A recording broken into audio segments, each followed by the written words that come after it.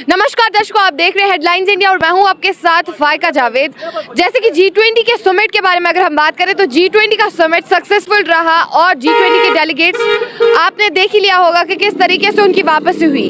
लेकिन आज बात करते हैं कुछ कश्मीरी जनता से। यहाँ पे कुछ टूरिस्ट लोग भी हमारे साथ मौजूद होंगे और कुछ कश्मीरी लोग भी इनसे मौजूद होंगे। इनसे जानेंगे कि G20 के हवाले से इनसे बात करेंगे। सबसे पहले आपका बहुत शुक्रिया वक्त देने के लिए। देखिए, आपसे जानेंगे G20 का समिट तो कश्मीर में हुआ, लेकिन आपको क्या लगता है कि किस प्रकार से मीटिंग हुई और किस प्रकार से जो है कश्मीर के टूरिज्म को बूस्ट मिल सकता है? देखिए, पहली सबसे बड़ी बात है कि कश्मीरियों ने दिल खोलकर उनको स्वागत किया यहाँ।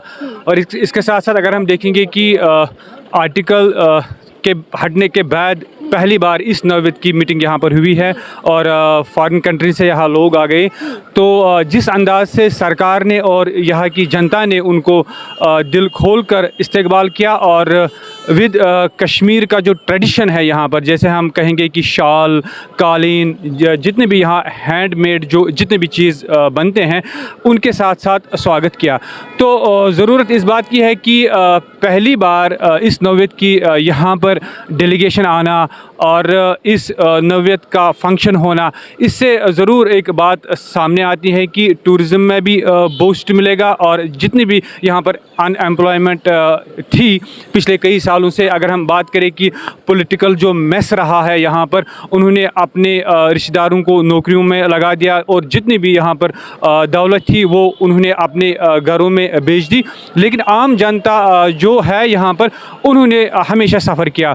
लेकिन कहीं ना कहीं ज़रूर लगता है कि अब आज कश्मीरियों की एक आँख खुली है कि वो अब पूरा यकीन आप करते हैं कि कहीं ना कहीं जो यहाँ की बिज़नेस है उसमें डेवलपमेंट का जो नज़र है वो सामने आ जाएगी और अनएम्प्लॉयमेंट जो है वो भी किसी हद तक दूर हो जाएगी। आप जानते हैं कि पिछले 40 सालों में यहाँ पर टेररिज्म का सिलसिला चलता आ रहा है और उस वजह से यहाँ की जो जनता है, यहाँ की जो बिज़नेस है वो काफ़ी हद तक मुतासिर हुई है। और इसके साथ साथ आप देखो, लाखों की तादाद में यहाँ पर लोग मारे गए, जो सिचुएशन रही है पिछले 40 सालों में। और अभी लगता है कि कुछ न कुछ अब नया कुछ कश्मीर देखने को मिल रहा है। तो लोग यही अब दुआ करते हैं कि दिन ब दिन पीस यहाँ पर आए और इसके साथ साथ यहाँ की जो डेवलपमेंट जो पिछले 40 सालों में जो नज़र नहीं आती थी, अब आपको हर जगह G20 का नज़र आपको देखने को मिल रहा है। और बिल्कुल खुले दिल से कश्मीरियों ने उनको स्वागत किया है, यही समझ कर कि यहाँ की जो डेवलपमेंट है उसमें और ज़्यादा इजाफा हो सकता है। देखिए, वही बात करें हम कश्मीरियों की तो कश्मीरियों की यही डिमांड है कि पीस हो, अमन हो। लेकिन वही बात करें हम पड़ोसी मुल्क पाकिस्तान की, तो आप भी जानते हैं कि बिलावल भुट्टो ने किस प्रकार से जो है POK में G20 के खिलाफ में जो है एक प्रोटेस्ट निकाला कि उनका ये मानना था कि कश्मीर एक डिस्प्यूटेड टेरिटरी है, वहाँ पे G20 नहीं होना चाहिए। किस नज़रिए से देखते हो? क्या लगता है आपको कि पाकिस्तान की ये कोशिशें किस चीज़ की तरफ रुख करती है, किस चीज़ को बढ़ावा देती है? देखिए फ़ाइका, आप जानते हैं कि पाकिस्तान का हमेशा यही अमल दरामद रहा है कि वहाँ से मिलिटेंट को यहाँ पर भेजना और यहाँ पर तशद्दुद करना और यहाँ पर गरीब बच्चों को मारना और पढ़े लिखे नौजवानों के हाथ में बंदूक देना। लेकिन अब हमें आर्टिकल हटने के बाद ये नज़र नहीं आता है। आप देख सकते हैं कि मिलिटेंसी में भी बहुत हद तक कमी आ गई है यहाँ और आज लोग उनको साथ नहीं दे रहे हैं। लेकिन उनकी कोशिश हमेशा ये रहती है कि कभी आप देख लेते हैं कि ड्रोन के वजह से पैसे बेचते हैं, ड्रोन के वजह से वहाँ से बंदूक बेचना शुरू करते हैं। लेकिन अब वो मसला यहाँ पर नहीं है। यहाँ अब कश्मीरी अभी होशियार है, उनको पता है हमें एजुकेशन चाहिए, यहाँ के बच्चे डॉक्टर बनने चाहिए, यहाँ के बच्चे इंजीनियर बनना चाहिए। अब आप देख लीजिए कि कश्मीरी ने अब रिजेक्ट किया है वायलेंस को लेकर। अगर हम बंदूक की बात करें, बंदूक को भी रिजेक्ट किया। आप देख सकते हैं कि पहली बार अगर हम देखेंगे पिछले मंथ में जो मन की बात प्रोग्राम यहाँ पर इनकाद किया गया और उसमें आप देखो कि एक बंदा था पुलवामा का, डिस्ट्रिक्ट पुलवामा का, उसने उस पेंसिल फैक्ट्री में को लेकर अगर हम देखेंगे मन की बात में हिस्सा लिया। आप यकीन मान लो कि वो जाकिर मूसा जैसे टेररिस्ट कमांडर बड़ा एक उस डिस्ट्रिक्ट का बंदा मनमोहन सिंह जी के उस प्रोग्राम में शिरकत करता है और यकीनन आप मान लो कि ये कहीं ना कहीं एक चेंज हमें लगती है कि उस टेररिज्म डिस्ट्रिक्ट से बंदा निकलता है और मन की प्रोग्राम के जो उस वो एस्टेब्लिशमेंट है, हाँ, उसमें शिरकत करता है। लेकिन ज़रूरत इस बात की है कि हमें भी चाहिए कि जितने भी गवर्नमेंट के साइड से जितने भी प्रोग्राम्स है डेवलपमेंट को लेकर या बाकी जितने भी अनएम्प्लॉयमेंट को लेकर उनको साथ देना चाहिए कि उसके बाद ही हमें बहुत सारा फ़ायदा आ सकता है। देखिए, जिस प्रकार से अगर बात करेंगे थ्रेट्स की, तो आप भी जानते हैं कि पाकिस्तान ने किस प्रकार से यहाँ पे बहुत सारे टेररिस्ट ने थ्रेट्स दिए थे, लेकिन हालांकि ये बहुत ही एक अच्छा स्टेप रहा है कश्मीरियों की तरफ से कि कश्मीरी दुकानदार बिना किसी डर के जो है अपनी दुकानें खोल के एक पीसफुल तरीके से जो है G20 समिट जो है यहाँ पे कंडक्ट हुआ। तो आपको क्या लगता है G20 डेलीगेट्स की तरफ से जो है कश्मीरियों की तरफ से कैसी मैसेज गई होगी और वो कैसी मैसेज लेकर वापस गए होंगे? देखिए, आप जानते हैं कि कुछ दिन पहले जब G20 का सिलसिला शुरू हुआ, उसको लेकर ये कैंपेन स्टार्ट होगी सेंट्रल गवर्नमेंट के वजह से या यहाँ की जो एडमिनिस्ट्रेशन है। लेकिन उसके साथ साथ अगर हम देखेंगे कि पाकिस्तान से एक लेटर निकली है जो उनको उनके जो कंसर्न जो टेररिस्ट सेक्शंस है उनको गई है कि यहाँ पर ये मैसेज आप सेपरेट कर लो कि G20 कि जो इस इजलास में जितने भी हिस्सा लेंगे उनको हम मार देंगे।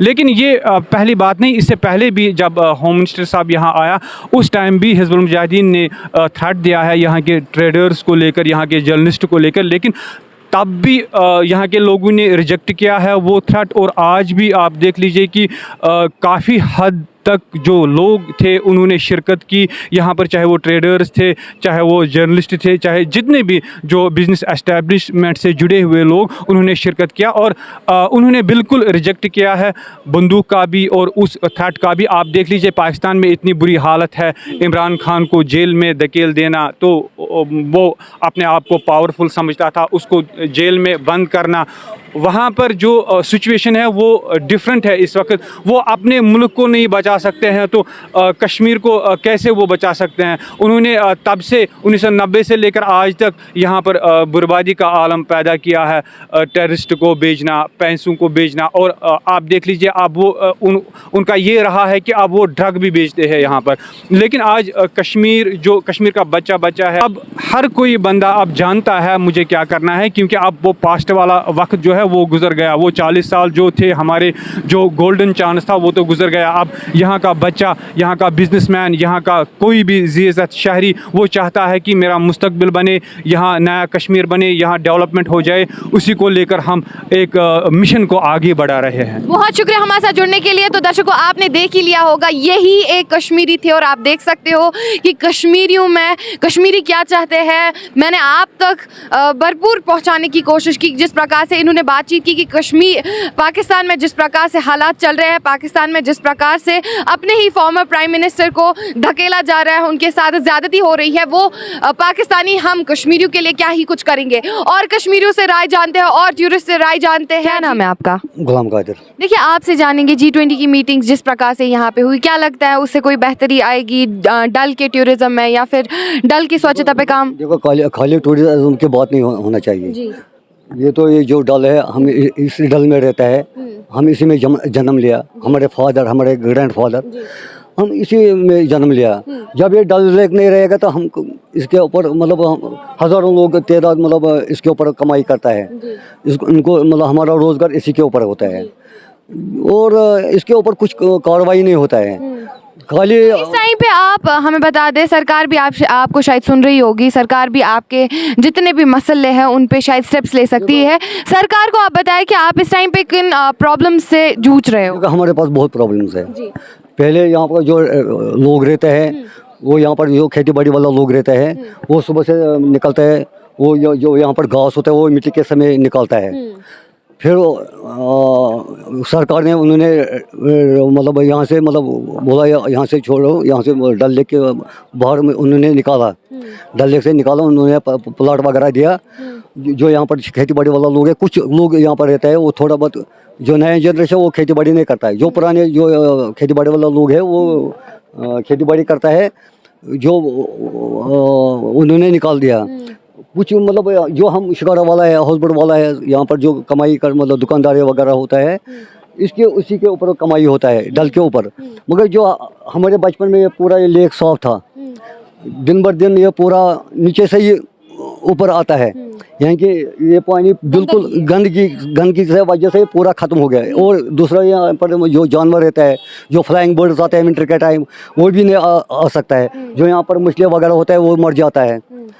बस ये खाली गवर्नमेंट उन्हें मशीनें लगाता है, बस खाली उसी दिन जब कोई व्यापी आपकी इस टाइम पे गुजारिश क्या रहेगी सरकार से? आप क्या अपील करना चाहोगे एडमिनिस्ट्रेशन से, जम्मू कश्मीर की सरकार से या फिर सरकार से, ताकि वो भी इस डल की सफाई के लिए उनको क्या इकदाम उठाने चाहिए? पूरा हिंदुस्तान का चेहरा है ये जो डल लेक है, ये पूरा हिंदुस्तान का चेहरा है। जब ये चेहरा साफ नहीं रहेगा तो पूरा हिंदुस्तान तो मतलब। क्या आपकी यही गुजारिश है गवर्नमेंट से कि डल को साफ करे? टूरिस्ट लोग आता है, वो टूरिस्ट लोग भी नाक बंद करता है, मुंह बंद करता है, बोला है इसमें अंदर बहुत बदबू आता है इसके पानी के ऊपर। हम बोले क्या करेगा यार, आप तो शिकारा राइड करना है तो इसी लेक में करना है।